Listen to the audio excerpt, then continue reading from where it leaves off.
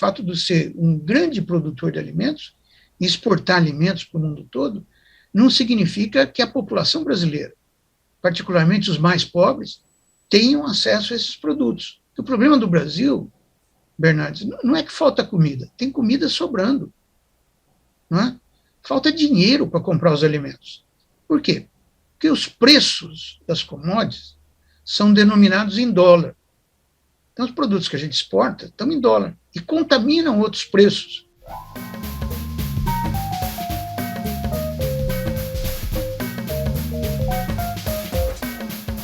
Olá a todas e a todos, está começando agora mais um Brasil de Fato Entrevista e hoje uma conversa muito especial com José Graziano, ex-diretor-geral da FAO.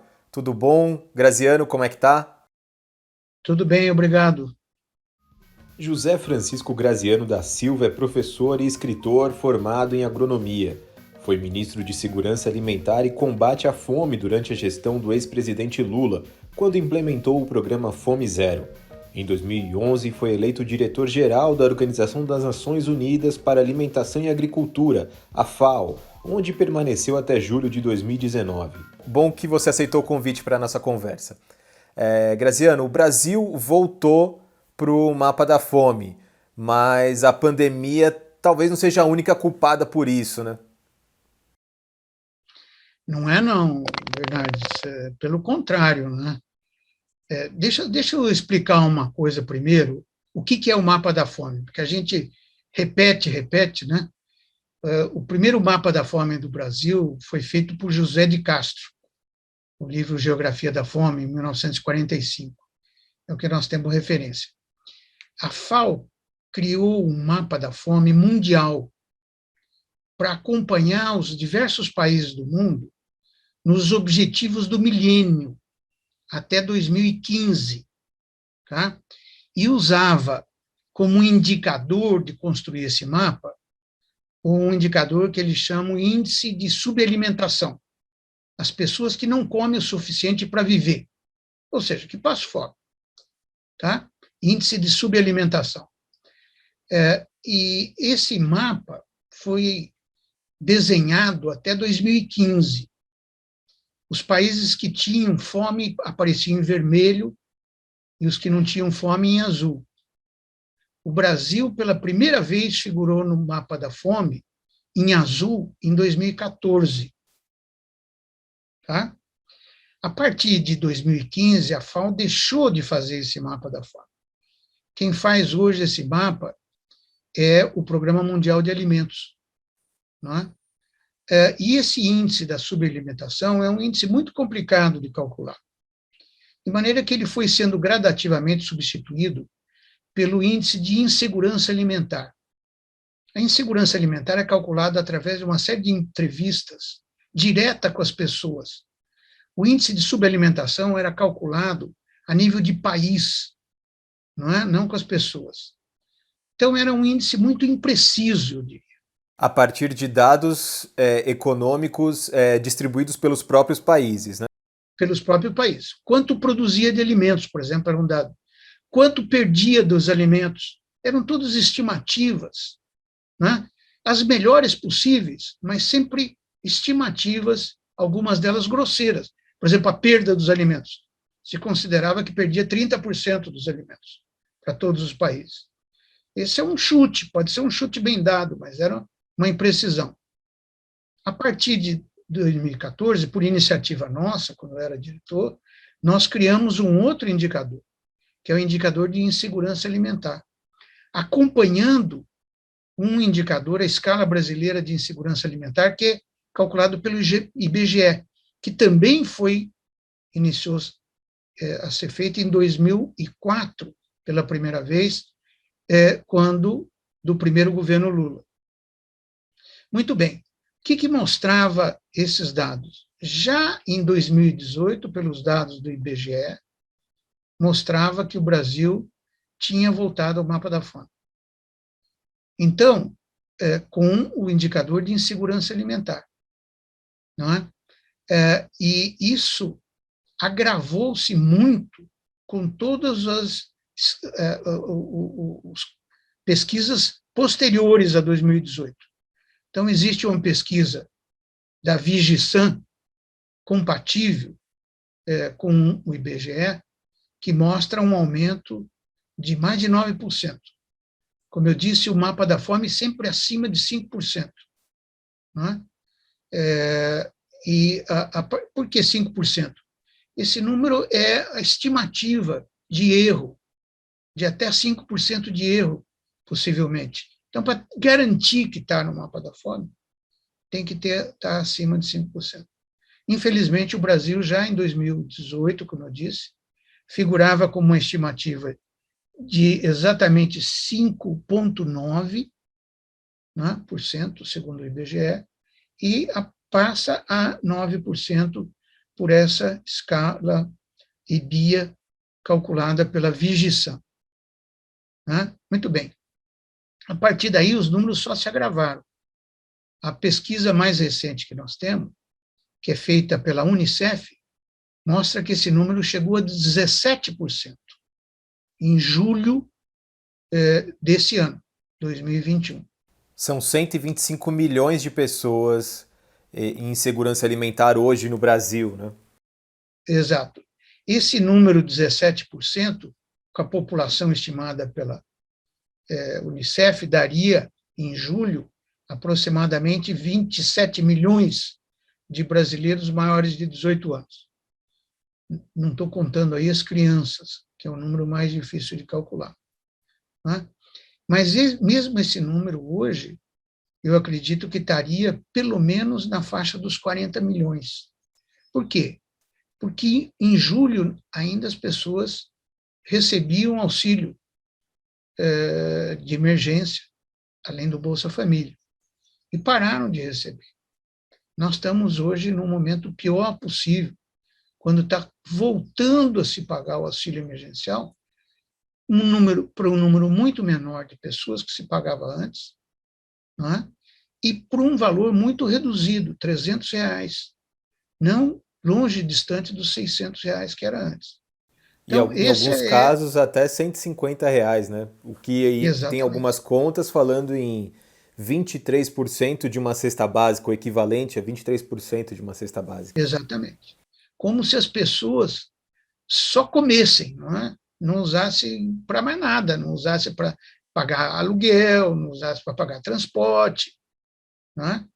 Mesmo assim, nós teríamos um número hoje, uma proporção muito significativa. Grosseiramente, eu estimo que nós estamos por volta de 25% da população brasileira em situação de insegurança alimentar grave, né, ou moderada, que é o indicador utilizado pela FAO. Como é que chegamos nesse nível de desassistência, Graziano? Olha, a fome vinha crescendo já no mundo todo, não apenas no Brasil, mas particularmente na América Latina, desde a crise das commodities, né, que se acentua a partir de 2013.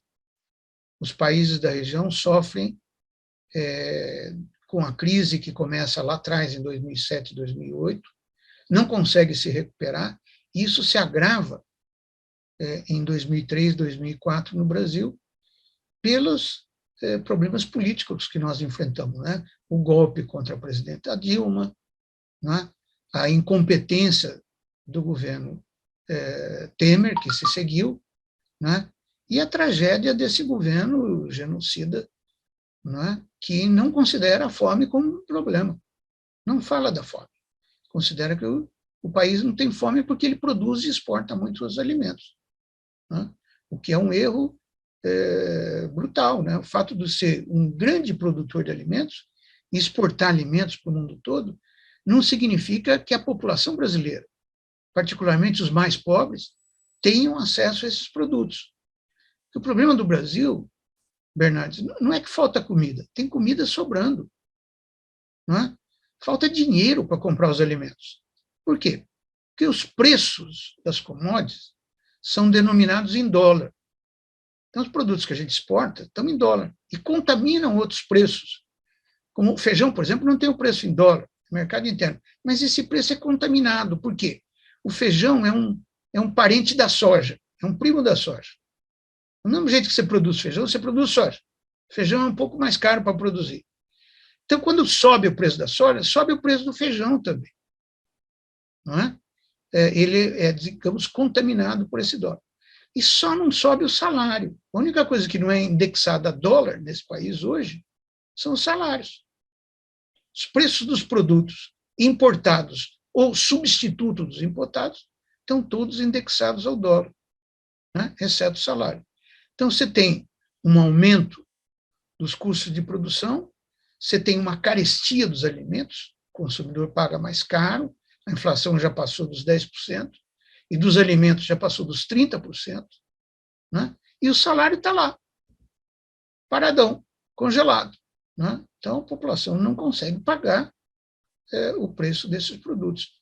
Cada vez está substituindo por produtos de pior qualidade.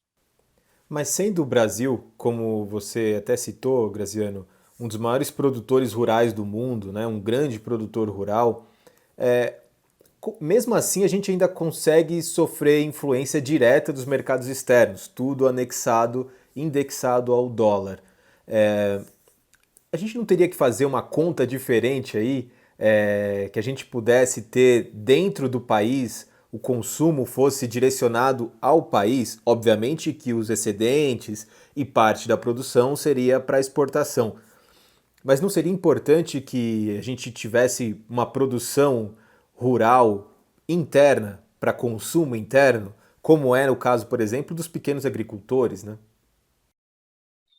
Olha, a produção agrícola brasileira é realmente muito grande. E uma pequena parte dela é exportada. A gente acha que tudo é exportado. Não. O que são exportados são as commodities, né? Uma grande parte da produção de produtos como frutas, verduras, legumes, não é exportada, né? Mesmo o feijão não é exportado. Ou o arroz. Parte do arroz foi exportada porque o preço do arroz subiu muito no mercado internacional, então os produtores aproveitaram o dólar alto, né, e exportaram. Agora, veja bem, uma coisa é o preço nos mercados internacionais.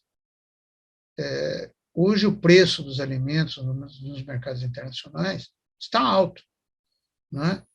Ele subiu 33% nesse ano, segundo os indicadores da FAO. O índice de preço de alimentos da FAO mostra um aumento de agosto desse ano, 2021, em relação a agosto do ano passado, um aumento de 33%, né? Em dólar. Em dólar.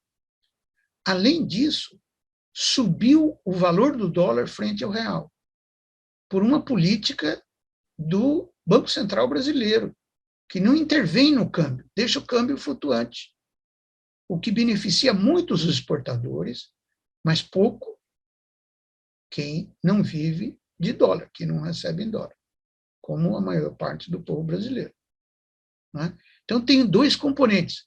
Tem um aumento realmente do custo, do preço dos alimentos nos mercados internacionais, mas tem um componente doméstico, que é a política cambial brasileira, de deixar o dólar livre, flutuando, né, sem intervir. E tem um terceiro agravante, Bernardo. O Brasil há muito não tem estoques reguladores. A FAO recomenda que um país tenha sempre 3 meses de estoque dos seus produtos básicos.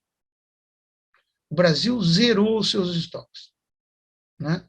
Por uma política deliberada dos governos Temer e Bolsonaro, né? Os estoques reguladores da Conab foram zerados. Eu diria que pior ainda, a Conab começou a ser preparada para ser privatizada. Então, começou a ser desmantelada. Isso que nós vimos acontecer com os Correios, né? Esse abandono dos Correios, essa negligência total, né? Acontece com a Conab, não tem recursos. Vários Né? armazéns foram vendidos, né? Vários armazéns sucateados, vendidos. Então, a falta de estoques faz, e os preços aumentando, deixa um campo para especulação muito grande. Tá certo? E os comerciantes, as grandes redes varejistas, supermercados principalmente, reajustam os seus preços, sabendo que a população não tem outro lugar para ir comprar, vai ter que comprar deles. Né? Então, é isso que nós estamos passando hoje. Né? Então, subiu o preço do alimento? Subiu no mercado internacional, subiu em dólar, mas tem uma política do dólar que não ajuda. Terceiro, não tem estoques no Brasil, né? Por uma opção política do governo, de não fazer estoques, né, de produtos da cesta básica. Tem um outro tema que eu gostaria de entrar, Graziano, é sobre a questão do PAA, né, o Programa de Aquisição de Alimentos. Ele também sofreu uma forte redução, tem sofrido reduções sistemáticas ano a ano. Em alguns locais, em alguns estados, teve um corte de 70%, mais ou menos, nos repasses ao PAA, né? Qual que é o impacto dessa política? Acho que também está dentro desse bolo, né? Sem dúvida, né? Porque o PAA foi um dos programas mais exitosos introduzidos no primeiro governo Lula. Eu tive o prazer de, como ministro, sancionar a legislação toda que permitiu comprar alimentos diretamente dos agricultores familiares. Então, a Conab chegou a comprar mais de 300 tipos diferentes de produtos. Produtos que só tem em mercados regionais, por exemplo. Né? Vários tipos diferentes de feijão, né? Vários tipos diferentes de frutas, verduras e legumes, frutas regionais, que tem só no Nordeste ou só tem na Amazônia. Né? Tudo isso para ajudar o circuito local de produção e consumo. Produtores locais, geralmente agricultores familiares, que vendem para serem consumidos na própria cidade, ou na merenda escolar, enfim, localmente. A ausência do PAA corta esse circuito, interrompe esse circuito virtuoso. O PAA foi um dos programas que eu, como diretor da FAO, exportei para o mundo todo, para a África, para a Ásia. Os países queriam copiar o que nós estávamos fazendo, porque é um dos programas mais bem sucedidos do mundo, junto com a merenda escolar. Né? Principalmente quando ele é acoplado à merenda escolar com compras da agricultura familiar, você tem na merenda escolar ovos, leite local, né? Ovos caipira, leite produzido localmente, não é? E uma série de produtos frescos, de qualidade, que mudam a qualidade e o valor nutritivo da merenda escolar. Não é? E isso afeta a produtividade e o rendimento dos estudantes e das crianças. Assegura, pelo menos, uma nutrição, né? Uma refeição nutritiva, uma nutrição adequada a essas crianças. Então, quando você corta o PAA, o que você está fazendo? Você está desestimulando o consumo de produtos locais, frescos, né? Está desestimulando compras da agricultura familiar, né? E está aprofundando esse desmonte dos programas de segurança alimentar. Cortar o CONSEA, como fez o Bolsonaro, extinguir o CONSEA, foi como cortar a cabeça das políticas de segurança alimentar. Cortar as verbas da Conab, as verbas do PAA, é como cortar a cabeça dessa política de abastecimento interno, né, de produtos de alta qualidade, produtos frescos. É isso que o governo optou. E para os produtores rurais também, para os pequenos agricultores, isso também foi um duro golpe, né? Sem dúvida. A gente talvez veja isso ao longo do tempo, né? Talvez a gente ainda não tenha sentido totalmente o impacto disso, né? Os produtores familiares já sentiram, né? Porque o PAA era um tipo de mercado garantido localmente. Nem sempre esse mercado existe. O PAA criou esse mercado local para os produtores familiares, né? E permitiu acesso a esse circuito de comercialização curto, né? Senão, formam-se apenas os circuitos longos de comercialização, como são os produtos de exportação ou os produtos que vão para os supermercados. Tá? É isso que está hoje predominando no Brasil, pela falta de um mecanismo como o PAA. O senhor é um dos criadores do Fome Zero, né? Um dos formuladores do programa, e que depois ele deu vida ao Bolsa Família e outros programas de auxílio a pessoas de baixa renda. Como é que o senhor tem visto essa mudança de rota do programa agora com o governo Bolsonaro? A ideia é criar um programa chamado Auxílio Brasil, que sequer tem orçamento ainda, né?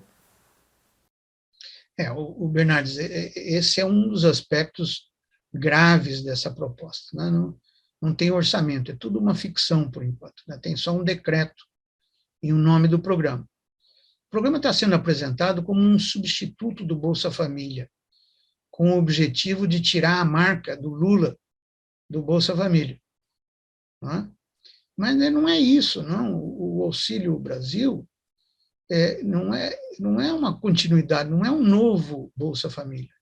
É um programa completamente diferente. É um desmonte do Bolsa Família. Por quê? Ele não usa o cadastro único, né? Vai ser um cadastro feito por aplicativo. Veja bem, a pessoa que passa fome tem celular, dá para fazer cadastro no aplicativo. Essas pessoas idosas com muito pouca instrução, que são a maior parte das pessoas mais pobres do nosso país. Né? Além disso, esse novo programa, hoje o auxílio emergencial que está sendo pago, nós já comentamos, de até R$300, está sendo pago aproximadamente 39, 40 milhões de pessoas, nesse valor de R$300. Esse programa, se emplacar, ele vai ser pago a mais ou menos 17 milhões. Portanto, 22 milhões a menos da metade do que está sendo pago hoje, de famílias vão receber, de pessoas, perdão, vão receber esse auxílio emergencial. Então, na verdade, ele é um auxílio emergencial, em vez de ser 2.0, é 0.0. Auxílio emergencial 0.0, porque ele reduz o valor. Antes era 600, quando a gente não tinha essa inflação de 10%. E já não dava. Hoje passou a ser 300, com inflação de 10%. Esse programa começa a vigorar agora, final do ano, para o ano que vem, quando a nossa inflação deverá ter superado a casa dos 15%, são as estimativas. E vai pagar no máximo 300. E vai pagar para 17 milhões de pessoas, em vez de pagar para 39 milhões de pessoas. 22 milhões de pessoas vão ficar à míngua, sem receber. Essa é a proposta, de fato, do governo, né, com essa pirotecnia do auxílio emergencial, Auxílio Brasil, né, no auxílio emergencial. Tem mais uma coisa. O Bolsa Família tem uma formulação muito simples. As famílias que não têm renda até X entram no programa, fazem o seu cadastro e recebem o pagamento mensal. Esse Auxílio Brasil é uma pirotecnia que você tem que registrar num aplicativo, né? Esperar a sua vez na fila para receber o recurso, etc, etc. Quando o conjunto de condições é muito diverso. Não está claro qual é o nível de renda de quem vai receber. Não está claro, porque ele juntou uma série de coisas, de conteúdo diferente. Tem bolsa, tem prêmio, tem isso, tem aquilo, que não faziam parte do Bolsa Família. É uma solução, eu imagino um pouco a equipe aí de economistas neoliberais lá do Ministério da Fazenda, vamos pegar tudo que vai para os pobres, junta isso num saco, né? Vira um saco de gato, como ficou esse Auxílio Brasil. É uma política totalmente eleitoreira, né? Pensando não tem tão nenhuma somente em base, 2022. Né? não tem nenhuma base. Um programa que funcionou por 18 anos, o Bolsa Família completa a semana que vem. 18 anos de sucesso. Foi imitado no mundo inteiro, né? Foi referenciado no mundo inteiro. Tem inúmeros estudos de políticas, estudos acadêmicos, estudos que demonstram que o programa era muito eficiente e custava pouco. Custa menos de 0,5% do PIB. Né? É um valor muito baixo. Então, não tem porquê. Quer mudar? Quer melhorar o Bolsa Família? Tem espaço para melhorar. Tem 3 coisas para fazer para melhorar o Bolsa Família. Atualizar o valor está defasado, aumenta o valor do Bolsa Família. Passa o Bolsa Família para 300. Né? Aumenta o número de famílias. Tem mais de 2.200.000 famílias cadastradas já na fila, esperando a vez. Incorpora esse pessoal no Bolsa Família. Terceiro, coloca as regras na lei. Né? Vai receber até reajustado. Torna o reajuste para acompanhar a inflação. Mensalmente reajusta o valor do Bolsa Família de acordo com a inflação. Né? Essas são coisas que você pode fazer facilmente, sem precisar de mudar a lei, são só decretos, né? Para continuar usando o melhor programa de transferência de renda que se tem notícia no mundo, que é o Bolsa Família. Graziano, o senhor estava falando sobre como o Brasil exportou um programa, como o Brasil era formulador de políticas públicas, né, e principalmente na questão do combate à fome, reconhecido em todo o mundo. O senhor foi diretor-geral da FAO. Como o senhor vê agora, né, nesse momento, a posição do país em relação, inclusive, às agências internacionais de assistência, enfim, o Brasil virou completamente um pária, né? Bom, Bernardes, eu começo dizendo que o Brasil é hoje o maior devedor da FAO. Né? Não paga suas contribuições há muito tempo. Né? E também um dos maiores das Nações Unidas. Essa é a postura brasileira, completamente ausente. Né? E o Brasil foi referência. Eu me lembro de os presidentes, primeiros ministros que visitavam a FAO, vinham atrás de 3 programas. Era sempre isso. O mais procurado era o programa da merenda escolar, com compras da agricultura familiar. Esse, de longe, é o mais procurado. O segundo era o PAA, como fazer as compras da merenda escolar. E o terceiro, o Bolsa Família, como fazer o programa de transferência de renda. Era essa a visão que se tinha do Brasil, um modelo de um país que considera o direito humano à alimentação um direito constitucional. Não é? Hoje se perdeu completamente isso. O Brasil voltou para o mapa da fome. O Brasil é um dos países que tem o maior índice de fome e insegurança alimentar do mundo. O Bernardes, nós estamos falando até agora de fome, que é a insegurança alimentar moderada ou grave, de acordo com a conceituação hoje na FAO.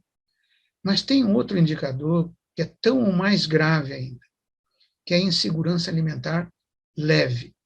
O Brasil tem quase 35%, 1/3 da população, em insegurança alimentar leve. O que significa isso? Quando você substitui produtos por produtos de qualidade inferior. Você deixa de comer carne, por exemplo. Não é? Você deixa de comer produtos frescos, frutas, verduras e legumes, e passa a comer macarrão miojo. Não quero fazer industrializados em geral, né? Superprocessados, ultraprocessados, ou bebidas açucaradas para dar um pouco de energia, em vez de tomar leite. Você dá Coca-Cola para a criança. Por que a mãe dá Coca-Cola para a criança? Ela gosta mais. Não. É que mantém a criança ativa pela energia do açúcar, né? Mas não tem o valor proteico e nutritivo que tem o leite. E é o que se pode comprar com esses salários de miséria que nós pagamos ao povo brasileiro. Substituindo por esses produtos calóricos, rico em açúcar e ultraprocessado, as crianças, principalmente, atingem índice de obesidade aos 5, 6 anos de idade. E vão ter o resto da vida comprometida com isso. Porque a obesidade causa uma série de problemas circulatórios, diabetes, e à medida que a idade avança, só piora. Afeta, inclusive, a morbidade na Covid. Hoje, nós temos 1 de cada 4 brasileiros é obeso. E 2 de cada 3 brasileiros têm sobrepeso. Na saída da pandemia, eu temo que esses números vão ser muito maiores. Né? E nós vamos ter que enfrentar, além do problema da fome, o problema da obesidade. Parece uma contradição, né? Fome e obesidade. Porque antigamente a gente achava que a criança, quando estava gordinha, estava bem nutrida. Estava saudável. Estava saudável. Engano. Estamos enganados. O fato de ser gordinho não é um sinônimo de nutrição. É um sinônimo de comer mal. E comer mal é uma forma de fome. Graziano, muito obrigado por essa conversa. Um papo que poderia se estender muito mais, mas infelizmente o tempo é curto. Obrigado, viu, pela tua participação. Obrigado por disponibilizar um pouco do tempo. Muito obrigado, agradeço eu. Obrigado, Bernardo. Um abraço. Voltamos a falar em breve. Tchau, tchau.